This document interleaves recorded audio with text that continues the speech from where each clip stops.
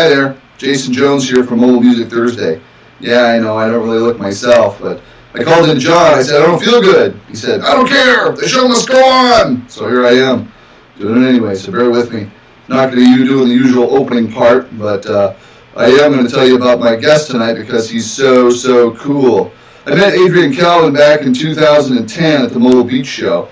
Yeah, it was from Adrian that I first learned about harmonic mixing and thought it was so cool. Not just mixing by beats per minute and intensity, but also in different keys. Mixing harmonically opened up a whole new world. Yeah, giving you the ability to do all sorts of new mixes that really worked and enabled you to take the audience on a musical journey. So, it's my pleasure to introduce to you my good friend Adrian, so you can share in his enthusiasm. He owns Sound in Motion Entertainment Group in Santa Cruz, California. He's a father, musician, DJ. Now I'm going to go be sick and you enjoy the interview. Bye. I mean, one thing about my DJing, Jason, that is kind of, I don't know how unique it is, but it is what it is, you know, I really don't, how do I put this? Like, I kind of go, like, seriously all over the place with it. You know, I mean, I've got, like, my dishes I serve up when people kind of want that or I feel like they want it. But like I can play events like one night and then the next night and then the next week and then so on and so on that absolutely have maybe 5% of the playlist is going to be common to them. And so you mean when you say common, do you mean familiar? I mean common between them, like that you would have, like if you were assisting me on an event on Friday and an event on Saturday, I might play like maybe 5% of the music would have been played both nights. Oh, really? So you're like right. You're really playing it different. And what do you account for that for those differences? Custom tailoring. Is it just to specific audiences? Like, are your audiences much more diverse in that way, or just tell me more about the world of that? Well, it is usually because what's happening is I'm custom tailoring the playlist to, I mean, we all know what's happened now with the way that things have gone with the web, you know, and Spotify and YouTube and this and that. I mean, people on demand. Yeah, people are able to access so much music and in so many nooks and crannies, and then they're bringing it to us. Gone are the days of people hitting the Billboard charts or just listening to the radio and knowing, you know, what that program director, you know, there's only like, 5 program directors in each market or whatever, and right. You're on one track or another. Well, now people's music discoveries are much more self-directed and peer influenced, and what ends up happening is you're dealing with people coming at you with these really esoteric playlists, and you know, as DJs, you know, you kind of have a choice. You know, you're either going to go, well, that's great, and you're going to give them, throw them a token bone here or there, and right, make them see that what, happy. Sandwich between something you know that's going to work. Right, or what you're going to try to do is say, okay, let me give you what you're asking. I'm going to provide you an entertainment service. You're saying this is the food you want to eat that night, so I'm going to prepare it for you. And that's where I'm finding myself more and more as a DJ, is just like, okay, and really getting on that train with them. And yeah, then peppering in those things that I know will work within their paradigm, you know, and but that's how it goes. And it's really weird. That's why my assistants, when they come out, you know, like as part of our training, they're supposed to be quote unquote writing down our set lists, you know, and I'm just telling them, it's like, go ahead, but it's not going to do you much good when you're going with me, because you'll probably never hear 75% of this music again anywhere. Interesting. Wow. It's really strange. And it's very, like I say, it's very common now. I'm not doing a whole lot of, I mean, maybe 20% of my parties are those like regular parties that everyone else are doing, you know, is doing, and then the other, 80% or whatever are kind of weird. Wow. So this is interesting, because this is this sounds like it's like almost like a niche in a niche kind of thing. A little bit. That you really have me like really curious about that now. So tell me about this client, because this is a client you're targeting. I mean, if they're showing up to this extent, then this is somebody that you're targeting. So tell me more about this person. And when I say person, it's that kind of that archetype of that clientele that's showing up that wants such a diverse, different mix of music. Is it ethnically diverse, or is it something else? Yeah, well, I think that it is partially that, Jason. I think that it is an ethnic diversity thing going on. I think that part of it has to do, one thing to remember is where I live and primarily work is really a very, very different kind of place. Right, Santa Cruz, California. Southern California, right? Are you just south of LA? Yes? Santa Cruz, California. So it's northern California. Northern. It's a beach town like Northern California, kind of adjacent to Silicon Valley. And so you think about that, like the clientele that I'm getting, in most cases at the rates that I charge and where our company is positioned. I'm getting a pretty affluent client. Okay. I'm getting a very worldly client. So when you say the rates you charge, I just want to fill in for context. So the rates you charge, would you say, what would they say be times the average rate? You'd be how many times the average rate, you think? Not many. No, not much. See, that's the other side. Is it's I don't want to paint it like I'm one of those guys who's like, hey, I'm $7,000 or anything. It's not like that at all. Okay. In fact, based on our company's model, my price is only a few $100s higher than a guy who just came through my training program and is in his first year. Okay. It's just based on the way our company's built. We're a multi-op, right? Okay. So whatever 16 DJs out there rolling and Sure. doing their thing. So there's no value, there's no reason for me or value in me saying, well, I'm $5,000, but I can give you one of my other guys for $1,200. Okay. It's like that. That's a horrible business strategy. So, no, I'm usually sitting at around $1,900 as a starting point. Whereas like one of my other guys is going to be about $1,300. Even my fresh trainees is going to be a guy who's just coming out. But remember that a guy who's gone through my training program and our training program here at our company is, it's an extraordinarily rigorous training program with apprenticeship prior to that. So when our guys come out, they're really successful right away because they've been put through hell. Sure. But yeah, but the point being is like in our area, it's very easy to find a DJ who's $300 and $400 and $500 off of Craigslist. Yeah, same here and elsewhere. I'm sure. So getting back to the musical taste and this particular kind of client where the music selections are being so diverse from event to event. You said it was partially ethnicity driven, where it's different ethnic backgrounds that are bringing in that music and that musical taste. What else is it there? Well, like I say, I think that there's this proximity effect to a super highly educated clientele. A lot of creative types. Silicon Valley and San Francisco type people who are just they're just Berkeley people, people who travel to the Monterey Carmel area for destination weddings. We get people from all over the world who travel here to have destination weddings here. So again, you're just talking about there's people coming in who have all these kind of higher level tastes and or aspirations for tastes. I don't know what, but it's just odd. I've been able to kind of start typecasting some of them a little bit. It's like, for instance, I do really well in what I call alterna weddings. Okay. And it's because, like, I get it. Like I'm primarily a musician, right? That's where I come from, and so I've been playing in all these bands for 30-something years and mostly original music and stuff. So I attract like a certain artsy type of clientele. Sure. And that's what's informed a lot of your harmonic mixing. You're the first one that I ever learned about harmonic mixing from, which is not only just going by beats per minute and by intensity, but by the key that songs are in, and mixing that way, which blew my mind.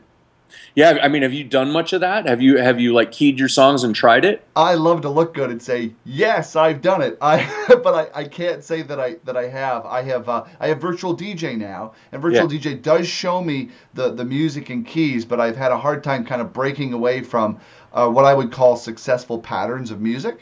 Right. That I do at different events, songs I know people will dance to, sets that work well together, things like that. Kind of breaking out of that, I've had a hard time, like getting Well, myself to break out of that and really jump in. So well, full Jason, I mean, disclosure. I think you just hit the nail on the head there, and it's because that's what most DJs do. I mean, look, that's how I came up. Mm-hmm. You'll probably remember the first time we ever talked and such, and I was showing you that mix list that I made and carry Yeah. around. That thing's close to 20,000 songs now, or 20,000 mixes, I should say, that are cataloged. But Mm-hmm.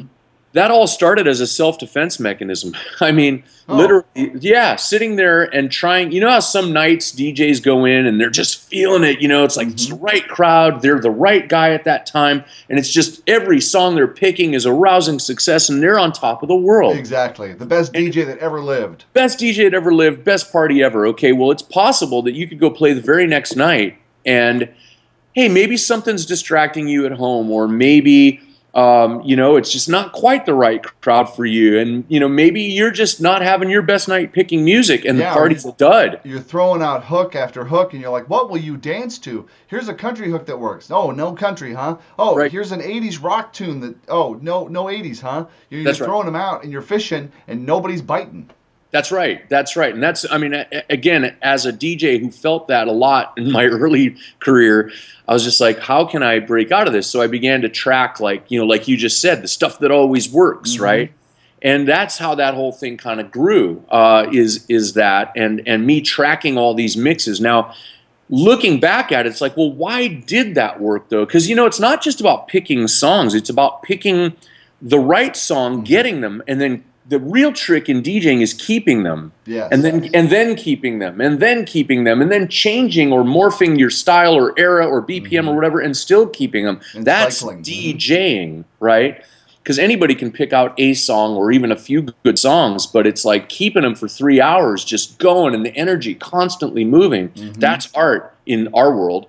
And again, so you sit there, you figure out all these things that work. So I went through that stage too, where I had all these things that worked, and I'd have these little chunks, and I would just play the chunk and fit the chunk to the moment. But as time went by, again and again, I began to break away from those chunks and patterns just to be able to improvise really good programming on the spot with whatever music was in front of me. And it didn't matter what the ethnicity was. It didn't matter whether I was familiar with it or not, or even whether the audience was familiar with it or not. Well, see, that's what has me really fascinated, because, like, one of the rules of thumb that I've always gone by is I even avoid, like, a lot of remixes if it's not true to what they know. Like, I've really had it in my head that, like, people want to dance to what they know, and if they don't know it, they're like, oh, I don't know this, and they'll walk off the floor. Yes. Well, that's a valid concern. And I agree with you, actually, generally speaking, on the topic of remixes. I feel the exact same way about it. But it's not even just about the remixes, it's just, again, it's the important thing to remember is it's not as service providers, it's not our art trip, okay? It's the client's art trip, Yeah. So it's really, really important. It's not like you just go, hey man, I just listened to Jason and Adrian talk, and they said break out of your boundaries and play weird stuff Play all weird night. stuff. The weirder the Don't better. do that. Don't do that. What it really is about is client focus and Yeah, playing client to your audience. satisfaction. So you got to understand what it is they want, but then remembering that you're playing in their sandbox. You don't know all the toys that are in there, but they're telling you, hey, these are the things we like. So it's up to you. Your job is to glorify that and present what they like and what's in their heart in the best possible light. That's what I truly believe. That's awesome. Can you give me well, Can you give me some examples? Maybe some examples of a 3-song set that's an example of that, to help me wrap my brain around what that looks like for you. I know it kind of puts you on the spot, and you grabbed your music, your computer you DJ with.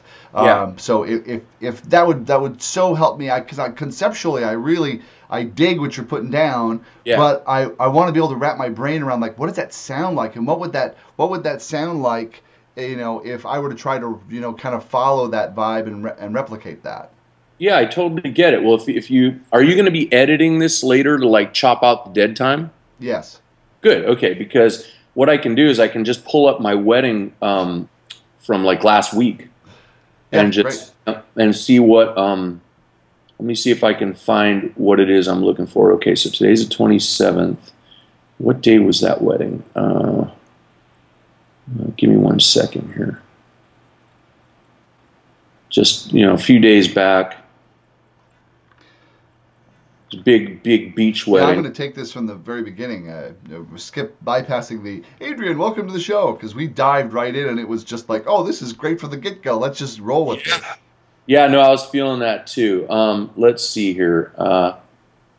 Give me 1 second. I'm just going to try to find. Yeah, no, not to worry. My philosophy is to make everybody look good. So that's that's part of my job as the host. Yeah. So I'm just trying to find here some good, like a good example of what I'm talking about. Mm-hmm. Okay, so as an example, right, and I'll just give you a few things. Like, we did the formal dances. It was time to start the dancing, and I think that their first dance to open up, okay, so they wanted to have the open dancing after Wonderful World by Louis Armstrong, right? And off of their request list was Wagon Wheel by Old Crow Medicine Show. Okay. So I opened the dancing with that. And right out of that, went into another one from their request list, which was Obla Di Obla Da by the Beatles. Okay. And then I put in some spackle of my own on that and played Cecilia by Simon and Garfunkel. Okay. And then put in another piece of spackle. No, actually took one from their list, Get Busy with Sean Paul. And when then you say spackle, is that sort of like that?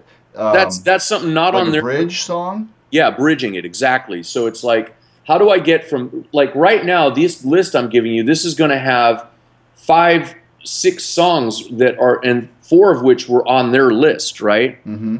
But woven in, and it's their first set of dance. So it's like you're getting the entire crowd rolling on this. Okay, so again, it's like Wagon Wheel, Old Crow Medicine Show, Obla Di Obla Da Beatles, Cecilia by Simon and Garfunkel, Get Busy, Sean Paul, La Bomba by Azul Azul, and then I played that into Thrift Shop, right? So you can see I'm giving them little, like a fair bit of like kind of off the beaten path stuff, but then I'm gonna torque it in with some things. So Thrift Shop, then into Talk Dirty, which are the current top 40. Sure, like really hot, brand new. From there, though, boom, back into Latin with Suave by Nayer, and then into Danza Kuduro from Don Omar, then into Coupe de Calle by DJ Xander, then threw it back into the reggae thing with Welcome to Jamrock from Damian Marley. Wow, see, there's a lot of stuff you're describing here. I'm just like, I have not heard of that. I mean, right. I pick up a little world music here and there. When I say a little, I mean I buy a compilation and hear a lot of stuff I like, and we'll use it for dinner music. But actually, like incorporating it into the whole dance thing, other than like doing stuff that's hit the top 40. Gasolina, some of the Latin rap that's made it really, really big, really familiar. That would be like kind of unknown territory. And this, I imagine, this is part of being in the really, again, speaking to that diverse environment that you're in. Yes, and the interesting thing to note is that this was not a Latin crowd, but the client was a dancer, or is a dancer, and she loves a lot of this Latin and reggae kind of beats, dance hall-y and Latin-y kind of stuff. So it's like, okay, I need to package that and sell it to her super regular Joe mainstream families, on both sides, I mean, just super, super regular Joe type families. And like, okay, how do we sell this and package it to where it's going to work, and it did, it worked killer, and by the time we were through the first set, we got the Jamrock, we went into this Dajasha song, another reggae track, and then into this song called Island Song by the Zac Brown Band, another one that she wanted. Sure. Worked great. And then bang, all of a sudden I see from there it was into the bouquet toss. Yeah, I'm seeing it now. It was into bouquet at that point, so cake and bouquet. And then out of that it was into, some more dance stuff. Did some more Latin. Played a little, go ahead. No, I was going to say what I'm hearing you describe is especially in the way that you'll take something really familiar to an audience that could have heard it on any number of radio stations, that like they're hearing it kind of coming at them all the time, and kind of blend those things into recurrence that have been played over and over, like your thrift shop or even Talk Dirty that's getting tons and tons of airplay and things like that, and then and bridging that together with other songs that will work, that are, I'm assuming it's I'm making a guess that they're right around the same beats per minute or the same or the same intensity, or is this where that harmonic mixing comes in, where you don't have to be as concerned about those things if you're bringing it in on the same key? Yes. Yeah, and again, the nail's on the head right there. The absolute secret to this kind of programming is harmonic and rhythmic compatibility, also structural compatibilities, just making sure you're respecting your phrasing, right? Letting phrases finish, understanding how to back count an intro, and having everything kind of land. Because if you're just crashing these tunes together, if you're just playing them, you know, hey, this one's fading out and now I'm going to fade in this one, this thing is going to fall flat on its face. You're going to look like you have no idea what you're doing. But you're talking about the famous Jason Jones Trainwreck mix. Yeah, I have not witnessed that firsthand, but I have heard of it. I'll make a video sometime. I feel like there isn't a night that I don't have at least one train wreck mix where I'll look at my assistant and go, well, that was a train wreck. Yeah. Let's not do that again. Yeah, but you know what the beauty of it is, man, is you've got personality. So it probably kind of doesn't matter, and everyone loves you anyway. Most DJs in this business, that's their stock and trade anyway, is that they're just awesome people who love to party and people love being around. And seriously, those guys never really have to work that hard to learn how to do this kind of crazy stuff. It's people like me who are more like not naturally DJ types, or more like, again, artsy, weird music people. Yeah. We end up having to... Those are the people that go, oh my God, you have to have Adrian because you got to hear what he does. Yeah, you have the crowd that's really listening to what you're doing. True, that's totally true, and also just people that are like, wow, okay, I'm simpatico with him because he's as weird as I am in his music tastes, exactly. You know, and that's cool. Well, I like I'm fine with that. So weird. Yes, it's good. I mean, in fact, that's why we're friends. That's right. But yeah, no, it's kind of it, and you know, and it took me a long time to kind of embrace that and be okay with it. You know, it's like, yeah, I'm a little bit different, you know, just as a person than most of my DJ colleagues, and that's fine with me. And in fact, I think it adds, you know, it adds to it in a sense, and there's nothing wrong with it. And you know, I think it was Mark Farrell who once was saying, like, literally, you could you know, kind of configure yourself and brand yourself as anything you want in the DJ industry. I mean, like, think of the most horribly wrong possible configuration that you could be. And it doesn't matter, because there's going to be a market for you. There will be, I forget what Mark said, I want to say it was like 10% or 5% or some small percentage of the market will, no matter what it is, appreciate what you do. Yeah, well, like, just look at like like an example would be like a restaurant, Dick's Last Resort, where they you know, you go in and you get insulted by the staff, and then the whole theme is based around that. You know, you could be the insult DJ. You could be the one that's like, nobody does awkward like Jason Jones. That's right. That's right. Well, there was some freako guy in San Francisco years ago. I think he was called Ouchie the Clown, and he was an actual DJ. And his whole deal was he was like the angry clown, and he played. You know what he described his musical style as? That what he was known for. What's that? Difficult listening. Difficult listening. Oh, that's hilarious. Yeah. I was like, okay, I want that guy at what does he do? Weddings, bar mitzvahs? Right, at my celebration. Yeah. But hey, I mean, again, he probably had some really rad like club or lounge gig where people went just to hear him like freak out, you know. Sure. So I don't know. I mean, I don't judge. I think though that seriously, getting back to this thing though, like, if you just take the time to investigate the musicality of what it is that we're describing with this whole thing about the rhythm, you know, the rhythmic compatibility, harmonic compatibility, and just the phrasing, you'll find that, you know, for the most part, Western music, you know, the 12-tone music is a universal language, and that's why you can mix anything with anything if it's compatible. It'll sound right, so to speak. So and how all would someone learn if someone was going to take on, like, let's say they're watching this episode right now and they're going, I love what Adrian's talking about. I want to learn how to do this. Where are some resources? Where are some places that they could go to look to start investigating and learning and teaching themselves how to do the harmonic mixing and really getting into that? Well, Jason, what I'd say is all 4 people who might have that inclination could probably go to harmonicmixing.com. Let's double check that. Simple Google search. Yes.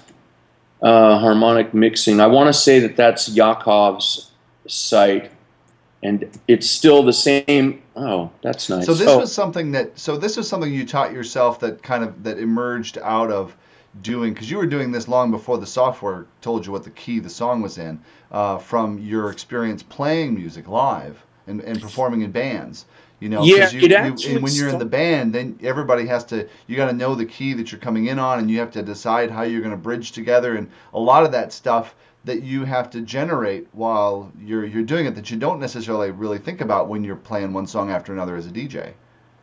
Yeah, definitely it was something that I was aware of already because of playing music, like you said. Mm-hmm. As far as my journey into it, it was driven first. There was this thing back in the old days called Camelot music. This guy, Mark Davis, who came up, he basically took the circle of fifths and turned it into a clock.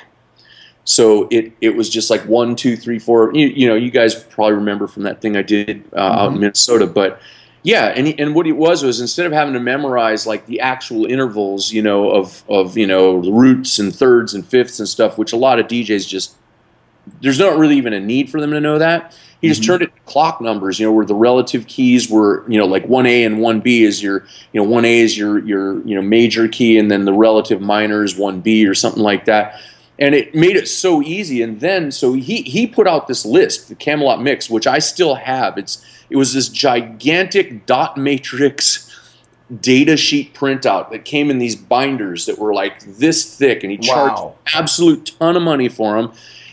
But it was great because it had like probably 40,000 songs keyed in there, and that was the fastest way to find out, like, okay, you know, rather than having to sit there and key everything yourself using a piano or a guitar or something. Yeah. He had that.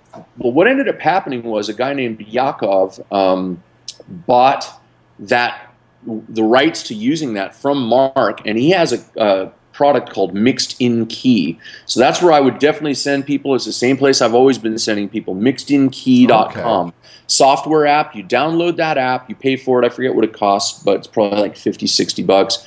You download it, you have it on your computer, and then every piece of music that you get, you run through it. It'll key it and BPM it for you and write the tags for you that now show up in your library. And now in your library, let's say your client, okay, so now going back to the weird music and the clients, you know, telling you they want 75 songs that you don't know.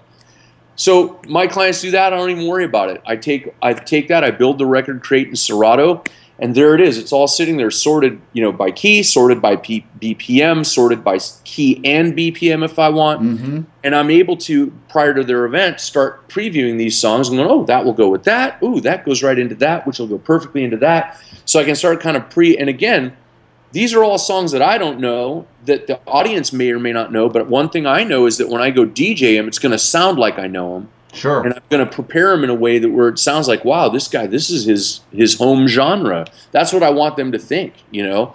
And if you follow this prescription, I guarantee you'll have the same result. Just listen. Yeah. The music will mix itself. And what really strikes me is listening to you talk about how you prepare your music. I mean, I think so many guys go out and DJ on the fly, or they'll just pull up it's like, well, what did I use the last event? I'll throw this one out, or I'll throw that one out. Yeah. And instead of like kind of thoughtfully taking some time to go like, well, how do these things work together? And maybe discovering new ways to create sets, just kind of like, it's almost like an opportunity to just kind of like roll around in what you love about DJing, which is like putting music together and creating something unique.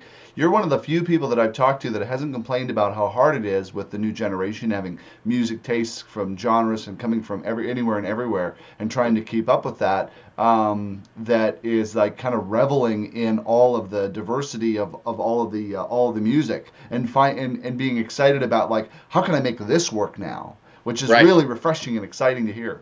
That's cool. You know, I'm glad to hear you say that. And yeah, I mean, I don't know. I guess that's, you know, years and years ago, Jason, I had to decide to create to cleave this divide between who I am as a musician and who I'm being paid to be as a service provider. Mm-hmm. And once I understood what my job was, I have no moral dilemma. It's not like, you know, like, why don't they like my music? It's like, no, my music's my music's way over here, and it's mine, and I don't care whether you like it or not. Right. But for you, I'm here to serve you and make you happy. So yeah, I mean, honestly, I feel like every DJ should understand. If they don't really truly feel that way, they should understand that they're being paid to, at least by that couple or that client, for that time that they're there. And so they do need to just get in there and, like you say, roll around in it with them. That's what they want. Right. Well, and even though I get that, you know, you're being a service provider, you're being a service, but who shows up isn't a service provider like a plumber. You're showing up as an artist to generate an experience that you've collaborated with them on. And they say, you know, here are the parts of that we want. Now you make it into an experience, and then you're taking your skill and expertise and your ability to then turn that into an experience. Like you said, sell it to the crowd. Where they're like, well, so that their friends are telling them that the music that they chose is the coolest music they ever heard because of how you presented it. And that's where the artistry and the art comes in. And that's what's really cool. And that's the art of being the DJ. Yeah, you're not showing up to play one song after another. You're showing up to create that so that people go, this was the coolest experience I ever had, this musical journey. And, and it's what I've always liked that. And that's probably the biggest impact on me. You were the one that got in my brain, I'm going to take the people in this room on a musical journey. And I'm going to take them somewhere. And you can't take somebody on a journey if you don't have some kind of map or you haven't planned in some way and that sort of thing. And I admire that a ton. I tell you, I feel like we could talk for hours and hours and hours. So let's do another show together, shall we? Yeah, absolutely. Awesome. Absolutely. Adrian, it was so great to have you on Mobile Music Thursday. Thank you so much for being here. Jason, it's a privilege. I really am happy you thought of calling. And, let's do it again sometime.